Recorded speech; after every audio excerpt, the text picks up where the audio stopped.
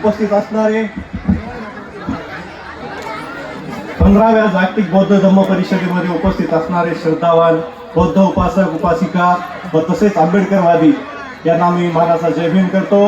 आणि मित्र हो, मी आपल्या पुढे एक आंदोलनाची दिशा घेऊन पुढे आलेला आहे। मी आपल्या पुढे या धम्म परिषदेमध्ये एक ठराव मांडू इच्छितो। आपण सर्वांनी याकडे लक्ष केंद्रित करून या ठरावाला मान्यता देण्यात यावी आणि मी ठरावाचं वाचन करत आहे, तेव्हा आपण सर्वांनी लक्ष द्यावं।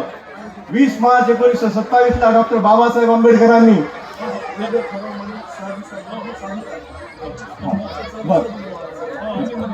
ठरावाचं वाचन झाल्याच्या नंतर आपण सर्वांनी साधुकार करायचं आहे, 3 वेळा साधुकार करायचा आहे। हा ठीक आहे। 20 मार्च 1927 ला डॉक्टर बाबासाहेब आंबेडकरांनी 14 तळ्यावर जो सत्याग्रह केला, तेव्हापासून आपण सर्वांना आंदोलन कसं करायचंय ही आपल्याला माहिती झालेली आहे। आणि डॉक्टर बाबासाहेब आंबेडकरांनी पाण्यासाठी हा सत्याग्रह केला, मानवतेसाठी केला, माणुसकीसाठी केला।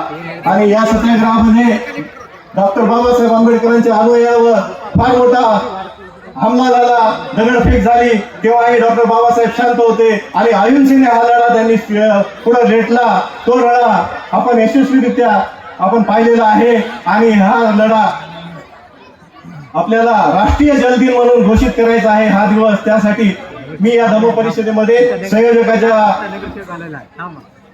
संयोजकाच्या परवानगीने मी हा ठराव मांडत आहे आपल्या पुढे। आपण सर्वांनी हात वरे करून ह्या ठरावाला मान्य द्यायचे।